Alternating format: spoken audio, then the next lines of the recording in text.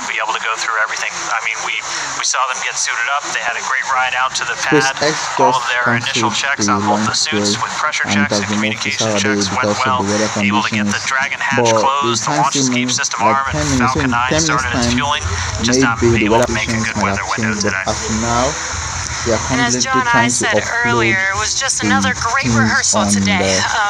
I don't think you can get enough practice doing this. So when Saturday comes, or when the day that we can actually launch the vehicle, Bob and Doug and the NASA and SpaceX team are fully prepared with just an extra rehearsal on the belt now.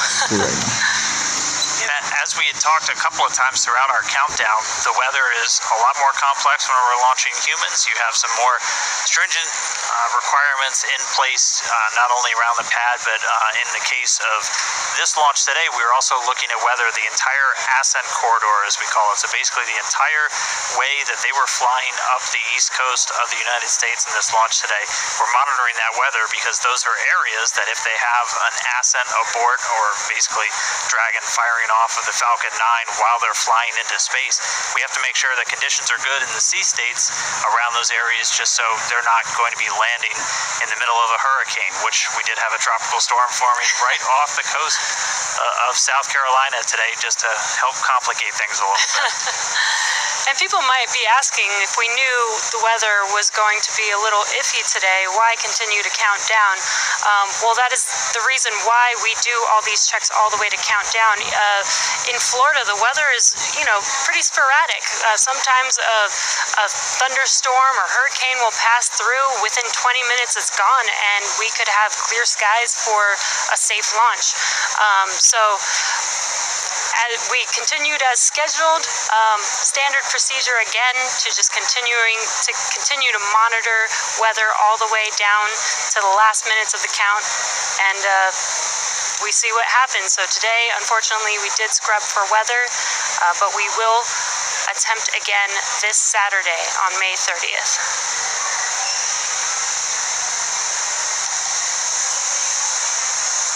And Dan, Jesse, a couple of things to add on there. Right now we are 11 minutes after the scrub was called. Liquid oxygen and fuel are coming off of the first stage. Hard to tell from the view. It's still a little misty around the tank because there's locks on board. But we're between half and a third of each of the fuel and LOX tanks filled on the first stage. So propellant coming out right per plan. The second stage fuel tank is offloading. That's going slower, but it's also a smaller tank. It doesn't take very long to either load it or to offload it. The other thing that we're working on is the high-pressure helium spheres, as well as the nitrogen spheres for the landing leg system. The pressure will be brought down on those, eventually getting it down low enough to where people can re-enter the pad area. So right now the team is preparing, once they get a permission, the SpaceX ingress-egress technician team will come back inside the caution area around the pad, make their way up when conditions are right, open up the hatch and assist the astronauts out of the Dragon. I'd like to point out that for those who are wondering whether or not, having gone through this, putting propellant, pressurization gases on, getting fairly close to launch, whether that has done anything to wear out the Falcon 9 or the Dragon, the answer is no. If you can recall, the Falcon 9 is designed for at least 10 flights, and about the time we get up to a 10th flight, we'll be doing testing to find that we probably got enough margin to keep flying. So this is the very first flight of a new first stage and a new second stage. So we haven't even gotten through the first flight, and in all of our margin calculations, we also take into account the fact that we may scrub a launch. So even today's operation, where we have pressurized and we have stressed the vehicle a little bit, that's taken into account in our design and our qualification testing. The other good thing is that the most stressing part of the flight for the Falcon 9 on the first stage is the re-entry. So we didn't even get through that. So we're sitting here on the pad.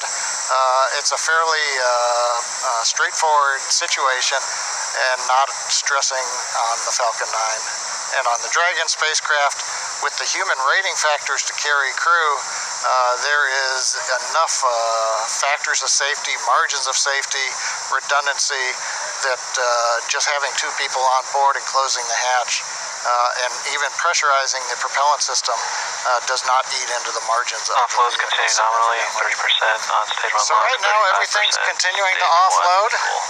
The automatic sequences that we use routinely, both at the launch sites, Kennedy Space Center, Cape Canaveral, even Vandenberg Air Force Base, as well as in our Texas test site for first and second stage. Those sequences are running. Propellant is coming off of the vehicle per plan. And we see Bob and Doug up in the Dragon spacecraft, just waiting when we can get up there, open the hatch, and help them egress and come on back down the tower. And the other thought I had, Dan and Jesse, is right now we are coming up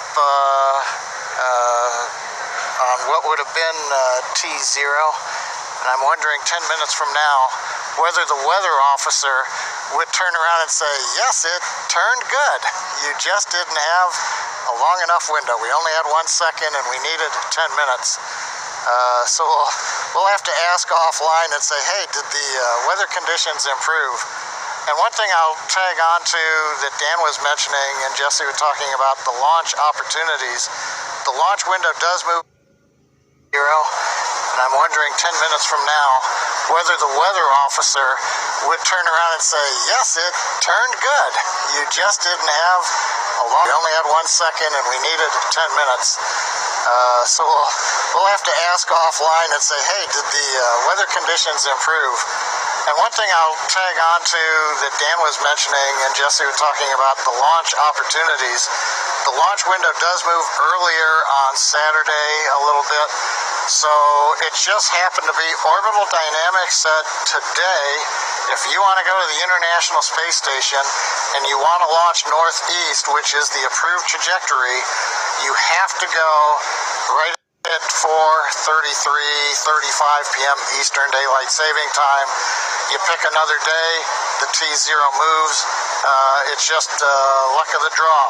We might have been doing this at 8 in the morning when we were getting lightning, or we could have been doing it a few hours from now when conditions may have been acceptable. So in the end, we can all look at Isaac Newton and Johannes Kepler for orbital dynamics telling us when do we launch, and that stuck us right in the middle of a period of bad weather. So there's my science lesson for today, Dan and Jesse. Appreciate that, John. That helps soften the blow of just moving past that T-0 time. But Egress safely from the rocket.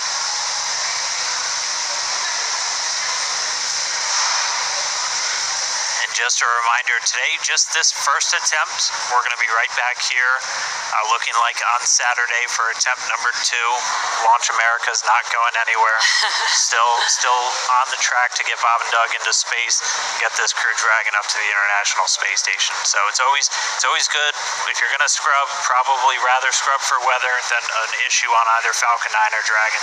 And we weren't tracking any issues with the flight systems throughout our countdown today.